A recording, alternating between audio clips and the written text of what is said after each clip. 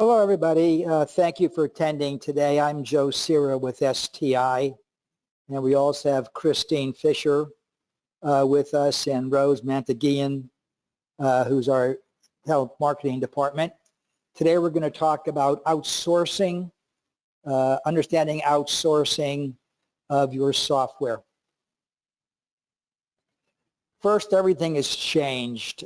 I'm sure everybody has noticed that the PC and the internet have changed everything.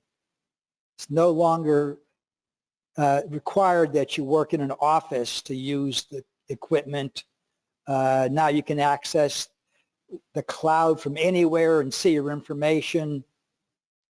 And that's been really a trend since the early part of the 21st century, but it really hasn't affected medical practices really until the COVID epidemic hit. So what is the cloud? The cloud's a new name for an old concept. Back when I was a young salesperson for IBM, a group of IBMers in King of Prussia started a company called Shared Medical Systems. And what they did was they allowed hospitals to share mainframe computers because they were so expensive.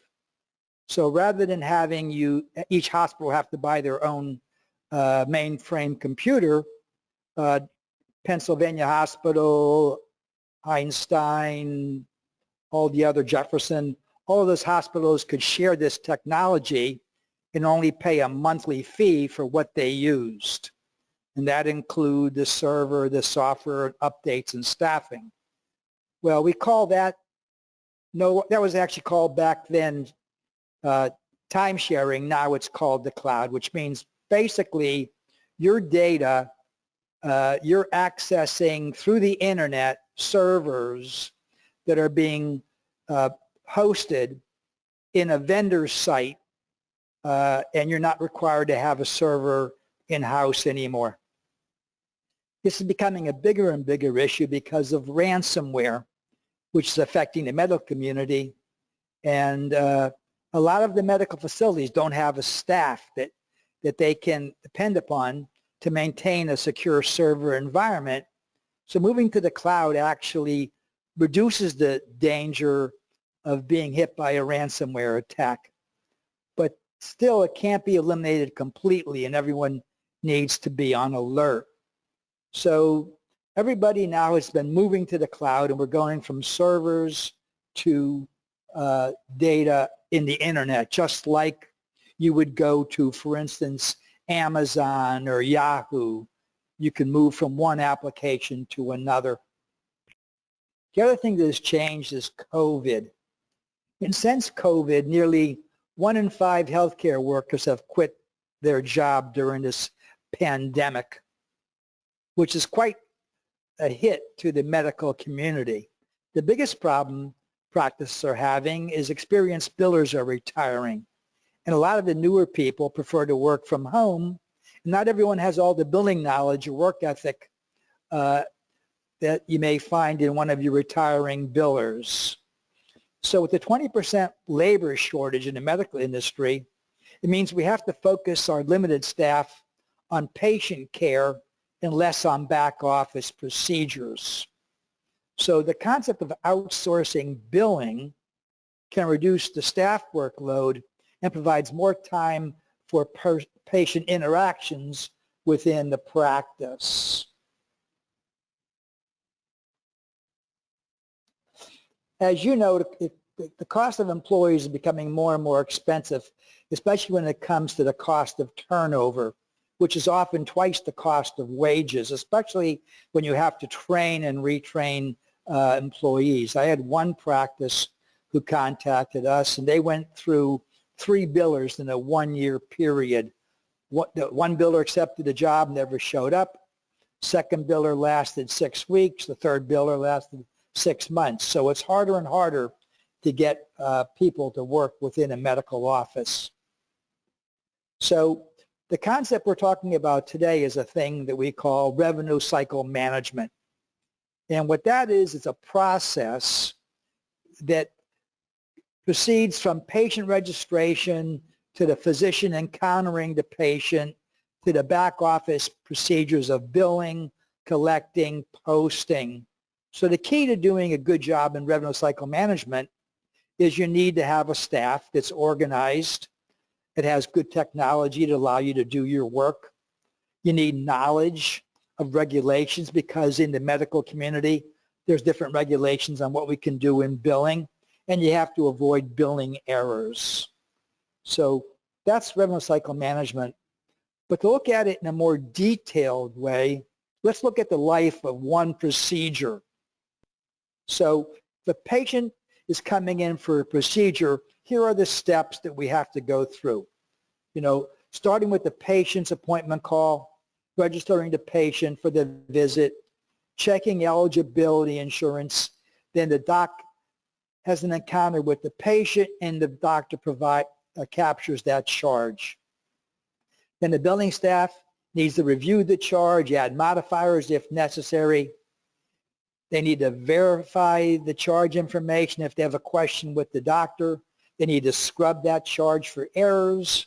Then they electronically submit that charge to the carrier. The next thing you have to do is check your insurance confirmation reports. Did that claim actually get to the insurance carrier and was it accepted? If it wasn't accepted, it may have been rejected. You have to review it to find out why was the charge rejected and fix those errors. It could also be denied. If it was denied, you have to follow up with the carrier, and that might involve a telephone call to the carrier. And if it's paid, we have to reconcile the payment, write off the payment, post it, and then we have to bill a secondary if there is one, and the whole process gets repeated back down to charge review, and that process is continued, and finally we have to bill the patient. Finally, we may have phone calls from the patient with questions. So that's just one procedure.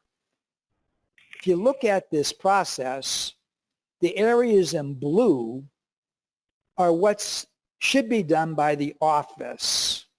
The areas in black, which involve back office procedures, can be done remotely either by your staff or by an RCM partner. So that's what we're going to talk about today. How do we reduce the amount of work in the office and allow your people to have more time to work with patients? So why do we do that? Because busy people sometimes make mistakes. So the classic one is Sally is out of the office today. You go to the biller, you know what, can you cover the front desk? So all of a sudden the biller is sitting at the front desk and not doing billing. Other problems that occur are charges that get lost, procedures that are incorrect, they don't go with the diagnosis, timely filing not being done, the classic not checking for rejections. In this case, you sent that insurance claim to the carrier electronically, but we don't realize the carrier rejected it, and you're sitting waiting for money that will never come. So you can't file an appeal. Timely filing takes over, and all of a sudden you can't appeal because it's too late. Another problem that's a classic is not billing for secondary charges or tertiary carriers. And sometimes that's just because the staff is so busy, they're trying to keep ahead of the primary carrier and never getting to the secondary. Another classic, not billing patients, not following up. So all of these problems occur not because your staff doesn't want to do them, but they don't have time to do them. So what's the difference between revenue cycle management and an old-fashioned billing service? That's a question we're always asked. And the key word, as in shared medical system, is the word shared. So with RCM, the RCM partner is a shared extension of your in-house staff. So everything is shared between your staff and the RCM partner. Billing is done under your MPI number. Payments and checks go to you. You're billing from your cloud-based system so everyone can share data, which means the billing company can be remotely from your office. You're doing work at the office, but the billing company is coming into your software and billing out of your software. You can see all the patient information. You can see the charges, but most importantly, all the patient data is available to you in the cloud under your control, and you can disengage with the billing company without losing information. So this is not a billing company. The difference is that a billing company typically wants to remove your data from your office and put that data in the billing company's computer. What does that mean? It means your staff can't enter data. You can't see what's going on. You're mailing charge slips to the billing company, and there's a chance of error, or they're picking it up through a courier.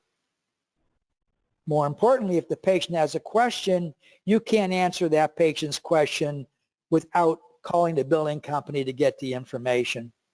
Often the checks don't go to you, they go to a lockbox at the billing company. The difference is with revenue cycle management, you own the billing information, and you can continue to use the cloud software for a fee even after you disengage with the billing company. Or you could change from one billing company to another billing company, but the data stays within your cloud-based software and it belongs to you. You can also use other services from an RCM company. You can do credentialing. You can do e-faxing, patient reminders. The patients can pay online.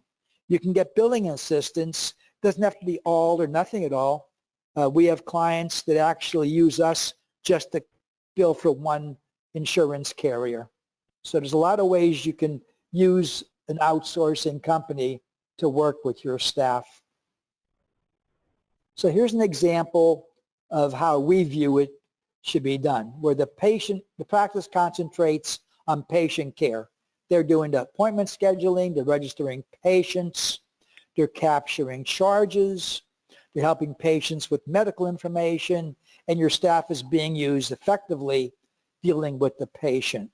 The RCM partner does the scrubbing, the code verification, the billing, the posting, the appeals. They're sitting on the phone with the patient, waiting on hold with the insurance company for 35 minutes, not your staff, which is really nice and gives your staff the ability to work with patients. So here's that slide again that we reviewed previously. So again, what's going on is your staff is doing what's in blue, and your outsource billing company, your RCM partner, if you will, is doing the information in black, which gives your staff more time to work with patients. So here's some of the benefits to RCM. Besides eliminating headaches, the software can be used to help with finances. You can focus on patients. The billing staff at the RCM company has more knowledge. They're trained in dealing with insurance carriers. They have credentialing services available. They specialize sometimes not only in your software, but in your specialty. They're in your area. So if your practice is in Pennsylvania, you're dealing with a company that understands Pennsylvania billing requirements. And if you're in Florida, they understand Florida requirements. The other great thing about outsourcing is they help with documentation. So they're reviewing your procedures. They're checking for your modifier usage. They know about global surgery dates. So a lot of the knowledge that comes with billing is held by the RCM partner because they're doing this all the time. Let's talk a minute about outsourcing and letting experts handle it, okay? So we can prevent lost charges. You can go and make sure that the procedure and diagnosis match. You avoid timely filing issues. They're checking for rejections. They're not forgetting about denials and appeals. And it's kind of nice not to have to deal with billing charges if you can work with the patients. So all of the work with the RCM partner is being done out of your office, and you're paying monthly for just what you use. When you consider looking at outsourcing, you want to check out your partner. You want to know a couple things about that partner. One is, how long has the company been in business? What will it cost to use the service? And typically the costs depend upon which services you use. Do you use credentialing? Are you doing all your billing? Are you doing some of the billing? Do you want to be on the cloud, right? And what is included in the fee? What options are available? Do they do e-faxing? Can they provide phone services? Because if you have the internet, you can actually run your phone through your internet connection. Critical question, where is the data? Who owns the data? Does the billing company employ certified coders that can check your procedures to make sure that they're being done with the proper diagnosis?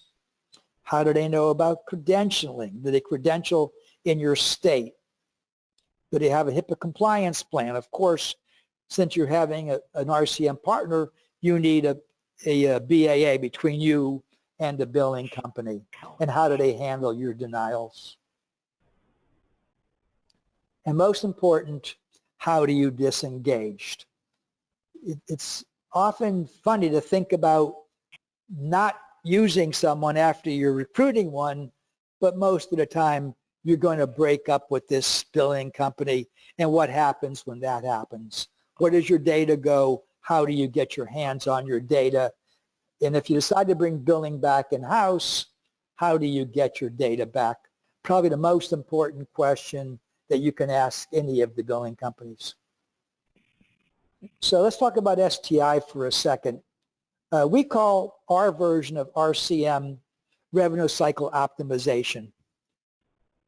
And we provide experienced, knowledgeable billing staff, as well as a account service manager to work with you, as well as assigned billers to work with your office manager. And we can do either all of your billing or some of your billing.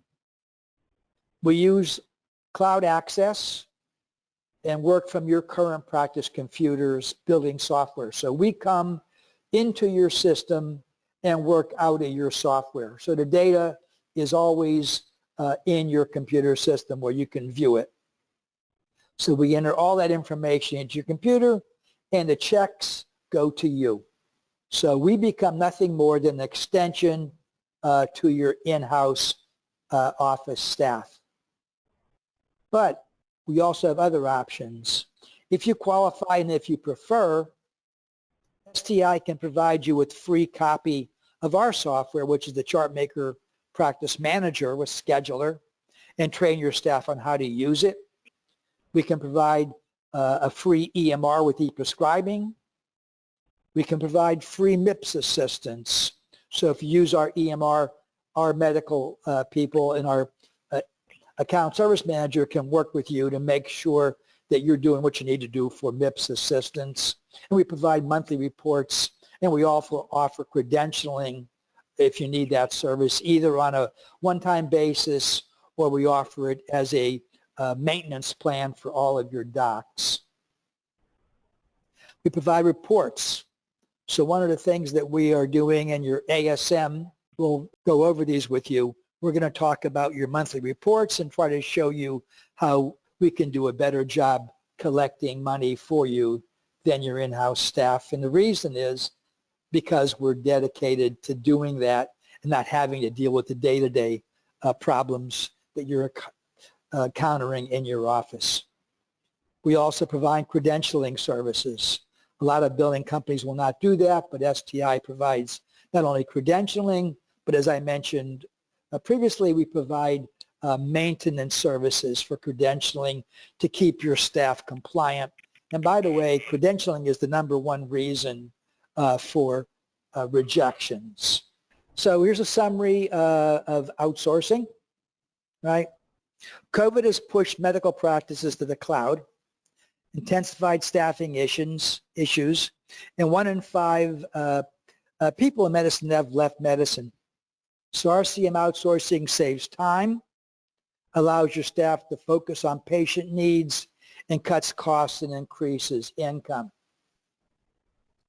Not all companies are created equal. So if you're looking for an RCM partner, you have to ask questions and feel confident that the company you're selecting can work out of your computer with your data. And most importantly, you can continue to use the cloud software for a monthly fee if you decide to disengage with your billing company. So either your staff can use the software or your software can be used by another billing company and you only pay a monthly for what you use. If you have questions, my phone number is here along with my email address. Feel free to contact me, and I'm sure that Rose will be in contact with you for any questions that you may have.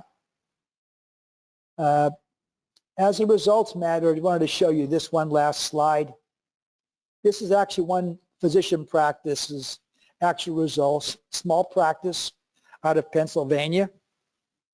Prior to going to the STI RCM program, the practice was doing about $33,000 per month on average collections. But after moving to RCM, his collections increased to about $39,800 a month. Plus his software was free. So the practice ended up with free software plus another $81,000 per year in collections, and his staff had more time to handle patients. So thank you for attending. Appreciate your time today. If you have questions, feel free to contact me.